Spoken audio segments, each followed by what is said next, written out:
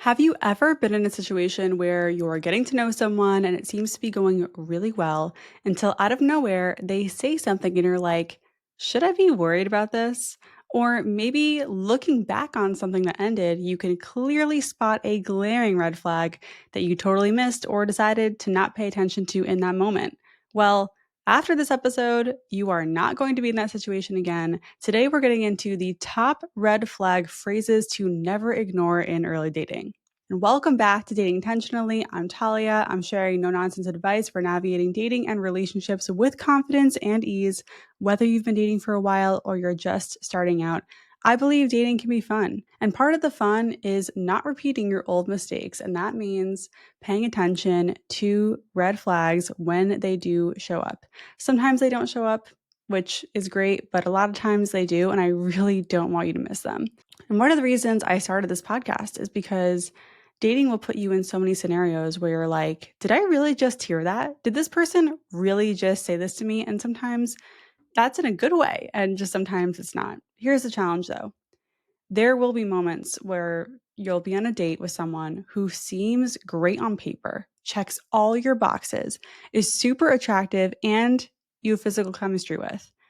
And when you hear these things, you might miss it because you were distracted by their smile, or you might excuse it because they're just so hot and the date is going so well. Or sometimes you're just too nervous or even maybe too compassionate to give these red flag phrases the attention they deserve. As your coach, I'm here to train you to catch these phrases early so that you can avoid people who just aren't on your level, even if they look and seem like they are. In this episode, I'm going to break down the top 11 red flag phrases ranked in order from bad to even worse, what they actually mean, and what you can say or do when they pop up. At the end, we're getting into a new dating dilemma that kind of begs the question, is it me or is it them? And we're going to do another round of my new segment, Dating Done Right. Before we jump in, I just want to remind you that you can watch all of these episodes on YouTube, and I have even more dating dilemmas there. My channel is called Dating Intentionally, and it's linked in the show notes. Also, you can slide into my DMs anytime on Instagram at dating.intentionally. I love hearing from you, and I'm so glad that this podcast is helping you make decisions that are aligned with what you want. That's all I want for you, is just to help you in that process, making sure that you're staying aligned with what you want and deserve. Okay, so let's get on the same page about what a red flag is, because I feel like sometimes there's a little confusion around all these terms. Most of the time, a red flag means that you need clarification or more information. They're not always going to be immediate deal breakers, but they're just things that you should dig into to figure out if they're deal breakers or not. So, a red flag just means I need to pay attention to this and I need to dig deeper. It doesn't necessarily mean I have to walk away from this. That's just a deal breaker at that point. That's the difference. So, this top 11 list is a mix from my personal dating experience, like things people actually said to me, and it includes stuff from your experiences based on stories that you listeners have shared with me. And we're going to start with, the best of the worst to the absolute worst. And the reason it's 11 is because I spent a lot of time on this list and figuring out what should go where. I really felt all 11 were very important. So I couldn't narrow it down to 10. I just couldn't cut that last one. So we're starting with number 11. And that is the phrase, I'm bad at texting.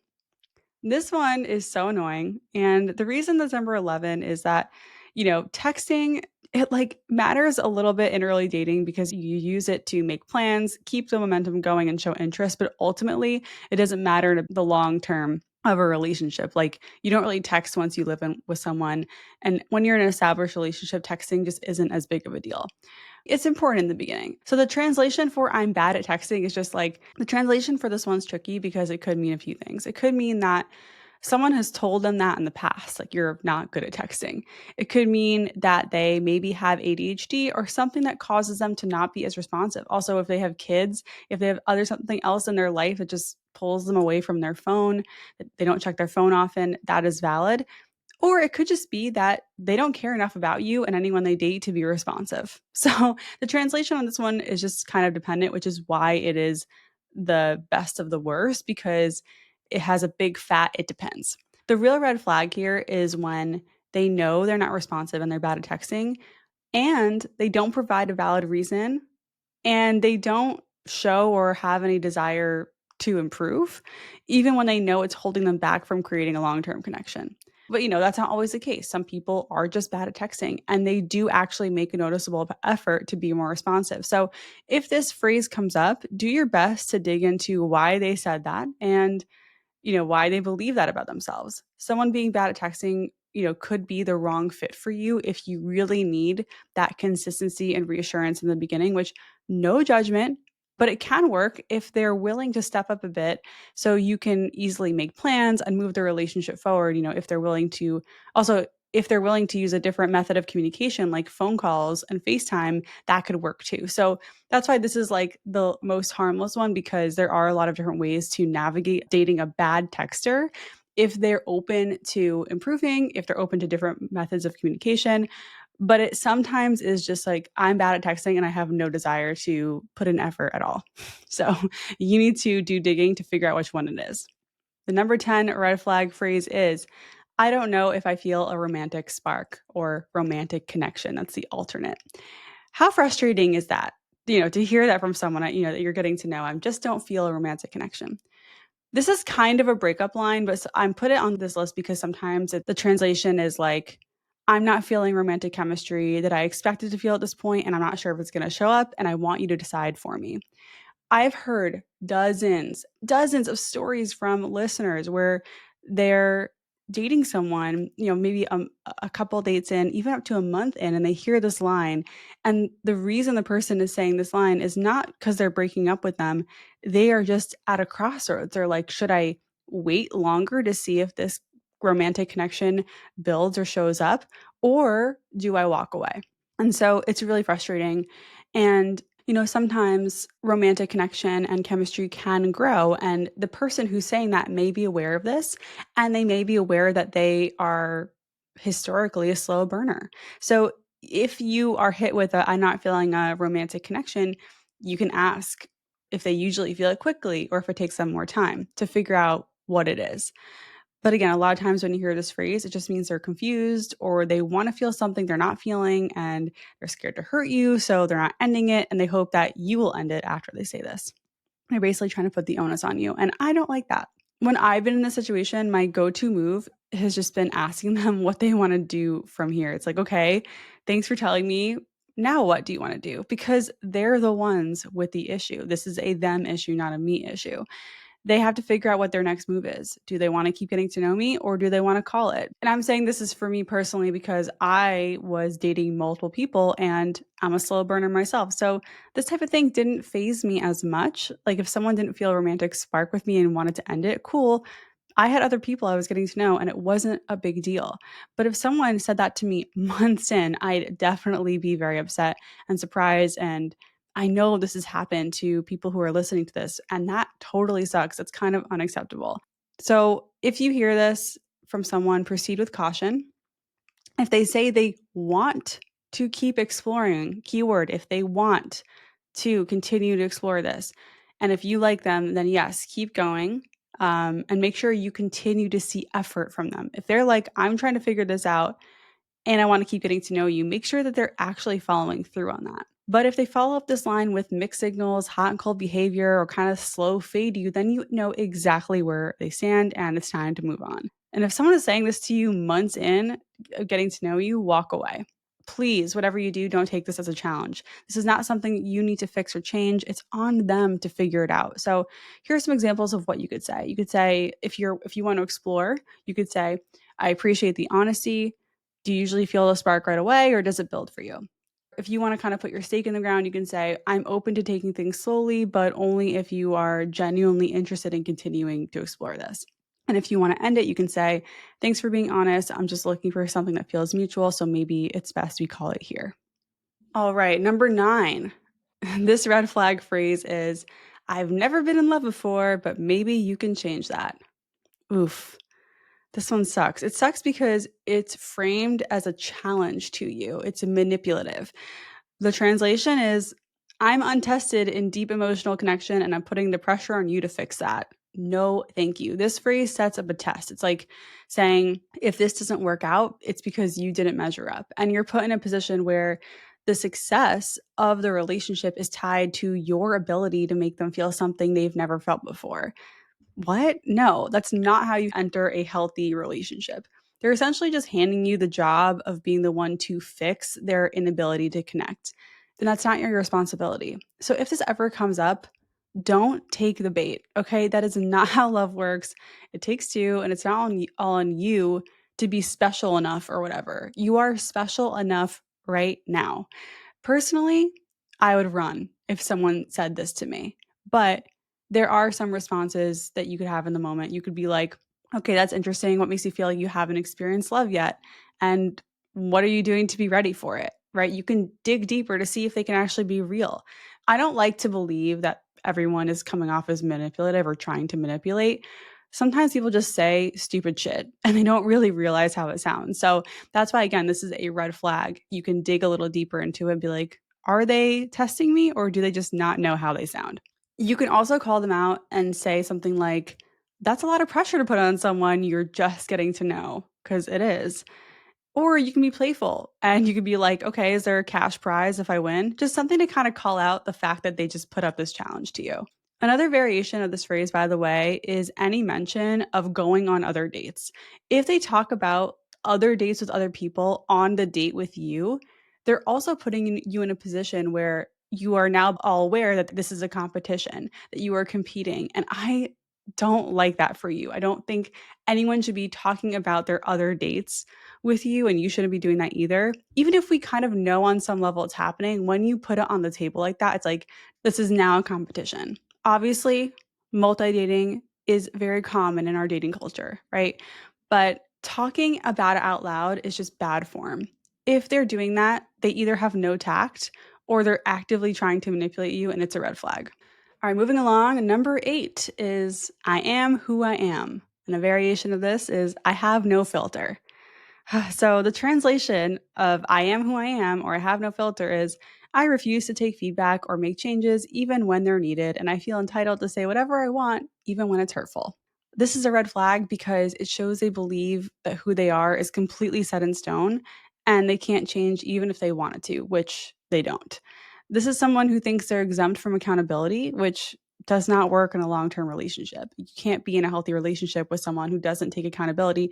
By the way, this applies to friendships and family relationships too. The whole I am who I am or I have no filter, like that is not okay. They're also straight up warning you that they know they'll behave badly in your relationship and won't do anything about it. It is just a massive warning sign. Like, I'm going to screw up and I'm going to hit you with a I am who I am or I have no filter instead of actually apologizing. The issue with I have no filter specifically is that they're saying they're going to be honest even when they know it is really hurtful. And they use brutal honesty as an excuse for when they're hurting you. Honesty is important, but healthy, secure people understand that sometimes brutal honesty isn't the way to go. And in some situations, it requires more emotional awareness, empathy, and compassion, and just sensitivity in general. Having a filter is actually really important in a relationship. You're not supposed to just say every thought that passes through your mind to your partner. That's just careless. If someone hits you with one of these lines, this is more of a situation where you can decide to step back and watch their actions closely and really pay attention to how they communicate with you, or you can decide to move on. Number 7 red flag phrase is you must think you're so great, smart, pretty, etc. This is negging, okay? Or any variation of negging where someone is putting you down. That is a red flag. The translation of this is I use put downs to lower your confidence and gain control. So negging usually starts small, right? With the like, you think you're this, you think you're so great, but it normalizes disrespect. And over time, it can actually escalate into more overt criticism, gaslighting, or emotional abuse in some cases. Someone who's really secure in themselves does not need to chip away at you to feel good about themselves. Negging usually is a sign of immaturity and emotional unavailability. And I want to also point out there's a really big difference between negging and flirty teasing. Flirty teasing is fine because you're laughing with each other, you're both laughing and connecting. It's playful, it's not attacking your identity or self worth. It's less at your expense and more like creating an inside joke. One sign that you are engaging in flirty teasing is that you feel closer and more connected. right? And a sign that someone's negging you is that you feel smaller, insecure, or like you need to prove something. With negging, you're gonna feel confused. You're gonna be like, "What? Are you trying to flirt and failing?" Like, and if you push back, if you kind of say like, "Hey, that's kind of rude," they'll say something like, "Relax, it was just a joke," and dismiss your reaction. So when someone is negging you, you can say something like, "That sounded more like an insult than a joke." They might apologize. Like some people, again, say stupid shit and they don't realize how it lands. So if they're actually apologetic and like, you know what, you're right. That was a little too harsh. I think that's okay. And just see if they repeat that pattern. Like, will that be a pattern? You could say something like, "Cute. Do you always flirt by putting people down?" Like, kind of give it back to them. Or you can be serious and be like, "What do you mean by that?" I love a "what do you mean by that" to call out someone's really bad joke. And just remember that someone who is secure and not a red flag will apologize and adjust, and they won't repeat that mistake. Someone who's manipulative and toxic will double down and tell you to relax. No, thank you. Moving right along, let's talk about number 6, which is a kind of a double because I had a hard time condensing this list. Number 6 is I'm figuring things out with my ex slash my ex is crazy. So again, I know this is two different things, but they both fall into the category of talking about an ex. So this is my way of squeezing it in. When someone says, I'm figuring out things with my ex, this is a moment to dig in and ask what they mean. Don't hesitate, right? Don't wait 3 weeks later and be like, "What do you mean by that?" Do it in that moment. So, because the translation of this is, "My ex is still in my life in some capacity." So, this could mean they're in the process of a separation and divorce, which, okay, fine. This could mean that they're co parenting or dealing with some other situation that requires them to be in touch with their ex, like they see each other at work, or they're just kind of dealing with something that makes them be tied together for some reason. Or it could mean that they're discussing getting back together or still actively hooking up, and all of these aren't great, but this specifically is the worst one and should be avoided at all costs. So just know this is a reason why it's a red flag. It's not a deal breaker. If someone says, I'm still figuring things out with my ex, dig deeper, get to know what specifically they mean by that. If someone mentions a crazy ex, the stereotype is that they're actually the one that caused the crazy, that they're the one who caused the breakup in some form. But this is still worth digging into. Is it one crazy one, or have they all been given this label? Was it a one offhand comment, or do they consistently bring up their ex and use this type of language? Because that's way worse. Is there more to the story? And do they acknowledge their part in the breakup and why things went wrong? That could also redeem the situation here. What I'm trying to say is that a mention of an ex in a negative light isn't always a deal breaker. It is worth digging into just to get more clarity and understanding. And also, you can zoom out to see if they repeat this behavior before deciding what to do. Obviously, if someone continues to bring up a crazy ex or exes, plural, that's your cue to move along. And if they actively hang out with their ex one on one and they recently broke up and you're getting the vibe that they're still romantically connected, trust your gut. That is also a sign to run. We're getting into the top 5 red flag phrases in early dating and what they mean. Also, I'd love to hear what you think so far in the comments. Ranking these was so hard because they're all big red flags. So if you hear this top 5 and think a different one is number 1, let me know in the comments if you're watching on YouTube or listening on Spotify. You can also DM me on Instagram at dating.intentionally. Coming in at number 5 is I don't like labels. Another variation of this is I'm just going with the flow, or let's not worry about the future and be in the moment. The translation for all of these is I'm scared of commitment.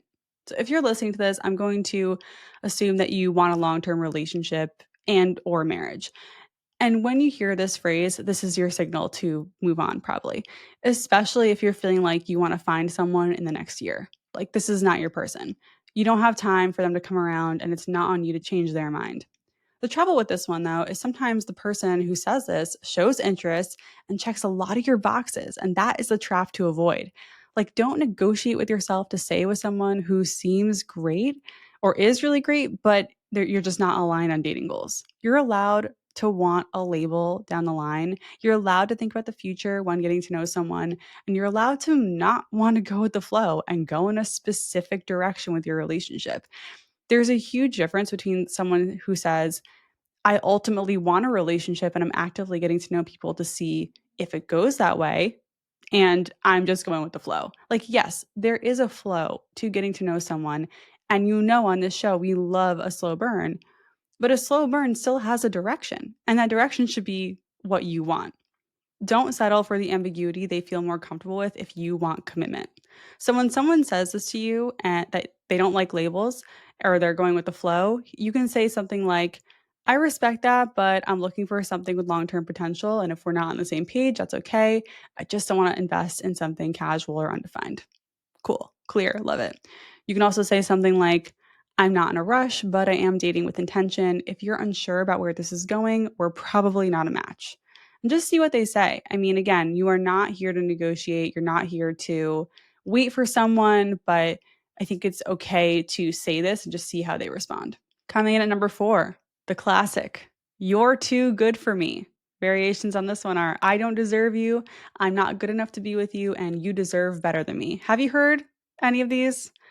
Oof, this is one of the worst ones. And I've heard this many times, and it's always a huge turnoff and a massive red flag. The translation for this one is, I don't believe I can meet your needs, and I want you to lower your expectations or walk away so I don't have to. Here's why it's a red flag. It puts you in the position of reassuring them constantly and proving that you'll stay even though they feel like they're not worthy.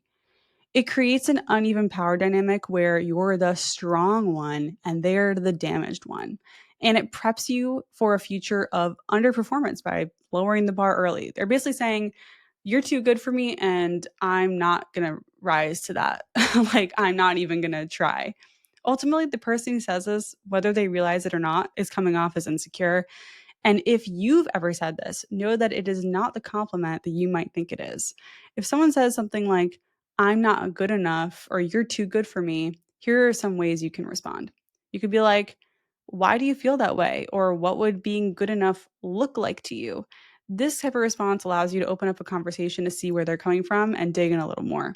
Or you can be ever so slightly reassuring and say something like, I don't see it that way, but if you believe that, it might be something you need to work on before getting serious with someone. Whatever you say, whatever you do, don't fall for the reassurance bait. Okay, wanting reassurance in a relationship is perfectly normal, but doing it this way and giving someone reassurance in this situation is exhausting because, okay, it's one thing if they say it one time, but if they're saying any kind of variation of this often, then no amount of reassurance in the world is going to change anything. Trust me. All right, we're moving into our top 3. This is exciting. Number 3 is, you're amazing, but I don't know if you're my forever match. So this is someone who feels romantically connected to you, but doesn't see you in their life as their long-term person. So annoying. And the translation is, you're not who I envisioned myself being with, but I like you and I want you in my life, even though I don't see it long term. And here's why this is so hard to hear. Okay. Again, it kind of sounds like a compliment in a way. Like, I like you so much. It still puts you in a gray area. You're great, but you're not right for me. And it also leaves you questioning what's missing. And this is the trap to avoid. You're questioning what's missing, and then you feel like it's on you to make up for it somehow, or like they're putting you in that position of like, you're really great, but you're missing the mark on, and they're trying to like, what are you supposed to do with that information? Really? It also makes you feel disposable, like you're good enough for now, but not for forever. People say this because maybe they're trying to let you down easy, they don't want to hurt you, or they don't trust their connection with you, and they don't trust themselves, right? If they're saying this, they could be comparing you to an ideal or an ex or some fantasy version of the one, which is the worst. Or they're just scared of settling or missing out and not getting the feeling they think that forever is supposed to come with. I'm rolling my eyes, by the way. I know you can't see that if you're listening, but I'm rolling my eyes big time. Whatever it is, this is not someone you should wait around for. Someone who actually sees you as the one is never going to say this to you. They're going to lean into it and give it a shot, and there won't be this weird hesitation. There won't be this weird power dynamic where you're like, now given the assignment of figuring out how to become their forever person. That's not how it works. And anyone who makes you feel like that is a huge red flag and someone to probably walk away from. I just hate that this puts the ball in your court, even though they have the issue. You might be on the other side thinking everything is going really well and they're great. And meanwhile, they're holding you up to some ideal that you have no control over and deciding that you don't measure up. It's a huge red flag and a sign to walk away. Okay, number 2 on the top 11 list of red flag phrases is, I know it's not going to work, but I want you in my life. This is similar to number three, but it's a little different because of when this line usually shows up. So the translation is, I'm not able to show up for you in the way you need, and I don't want to let you go. This is one of the most toxic things someone can say to you. And so it usually comes after the point where you call it off for whatever reason, but they don't want to let you go.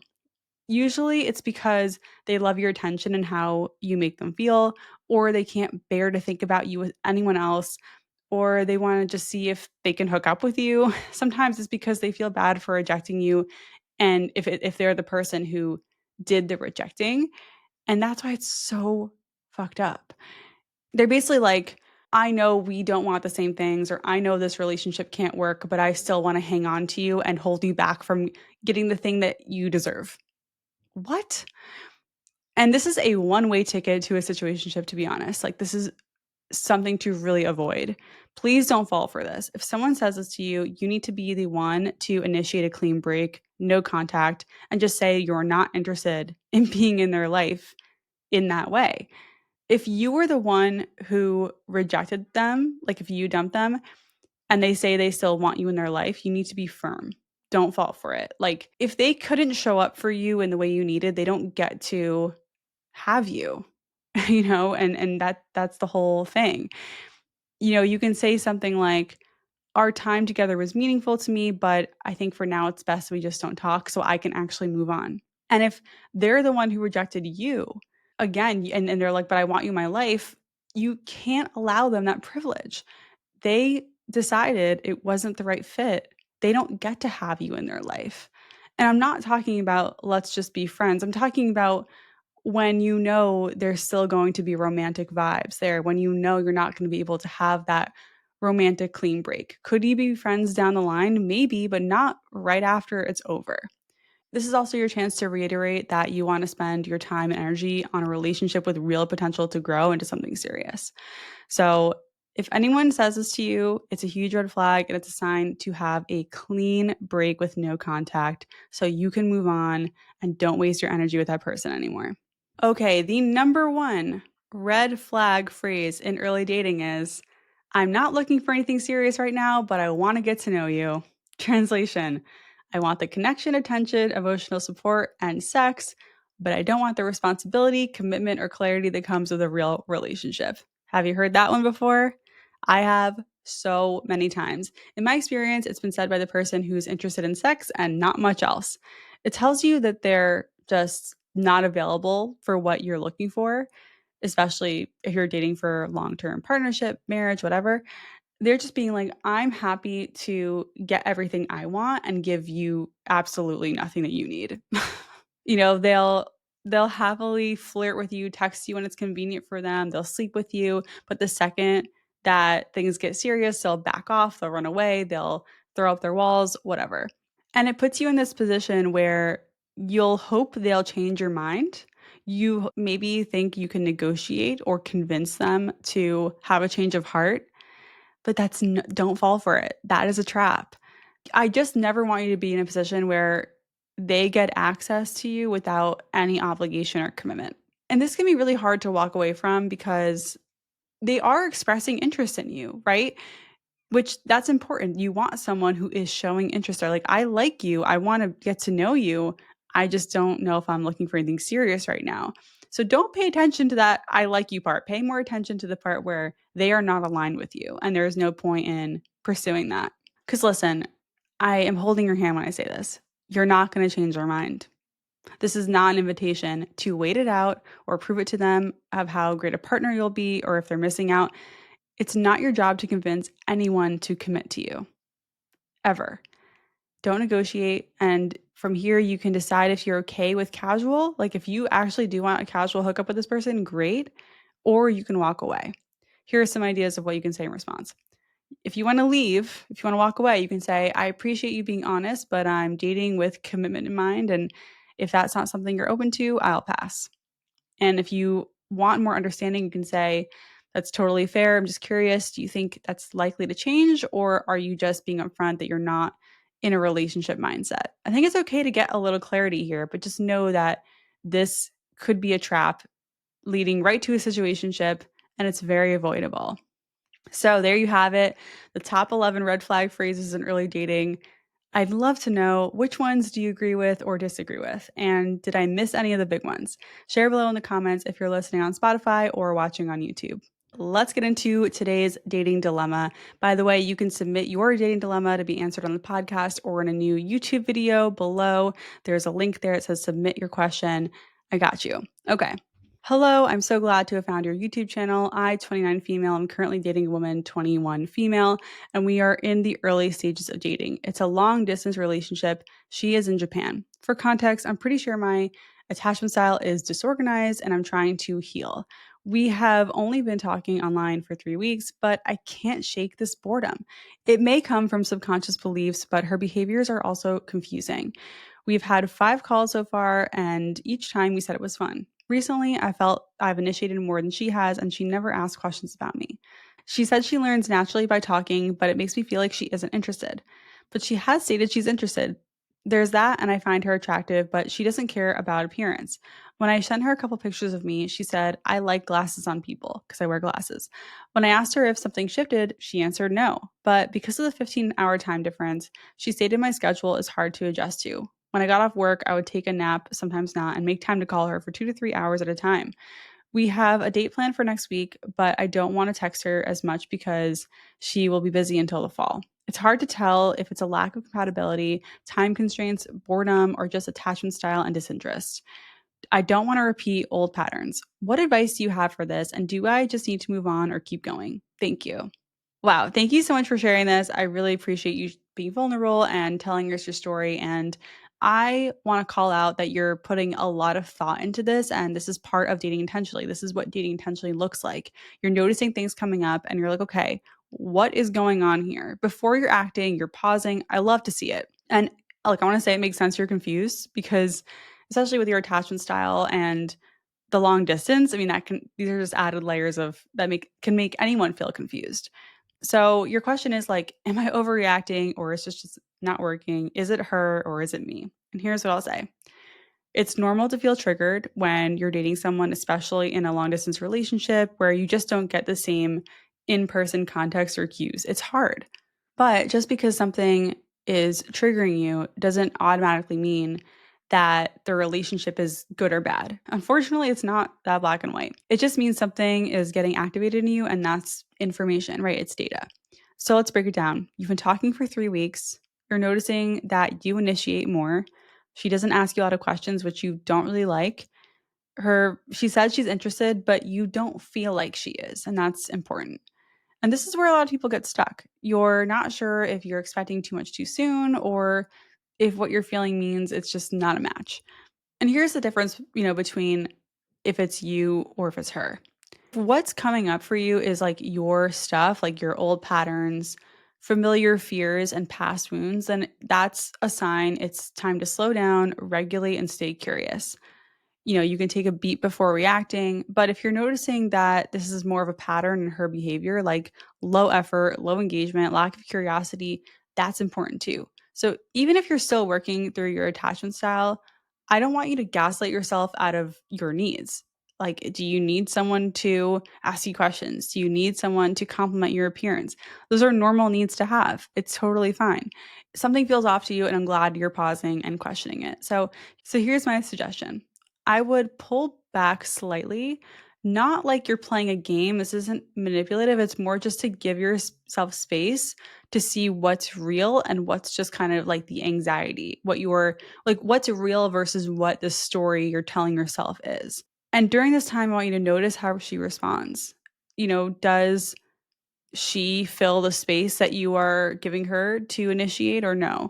Also, I want you to notice how you feel before and after you talk. Do you feel closer or more connected, or do you feel more disconnected and confused? That's really important to pay attention to. And you've alluded to conversations about your communication. So that's good. I think continuing to ask questions to understand her better can help. And I think something that might be missing here is like, just because she's able to explain how she works, she doesn't ask questions, she doesn't care about appearance, that doesn't mean that you have to accept that or mold to that if that doesn't really work for you. just because she's giving you real information and clarity on her behavior, that doesn't mean that it's going to work necessarily.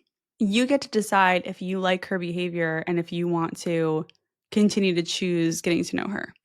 Like, to me, it sounds like you want this to work and you want to like her and you want to see if this can work out, but she's not giving you a lot. And I think the long distance aspect makes it even harder, which you're aware of. So I think in these early stages, it's important to keep getting to know other people, continue entertaining other matches while you get to know this person, because you don't need this one to work out. Don't ever forget that. I hope this helps. Thanks again for writing in. And again, you can submit your dating dilemma in the show notes. They're anonymous and I love reading them. I love answering them on YouTube. So thank you. All right, to wrap this episode up, I have a segment for you called Dating Done Right, where you are sharing your wins with the community. So thank you to everyone who's been submitting your dating wins. I love reading them. They're so inspiring. And what I love about Dating Wins is that this isn't just about people getting into relationships, it's about people making decisions that align with what they want. So here's one. I recently went on a date with a guy who's so nice, kind, and funny, and he's really into video games, and I'm not. Normally, I would try to mask my way into liking video games since he's so nice, but this time I straight up told him that I don't play. Apparently, that was a deal breaker for him because he didn't ask me out again, and initially I was a little sad, but then I realized that it wouldn't work long term if one of his needs is having a partner who enjoys playing games with him.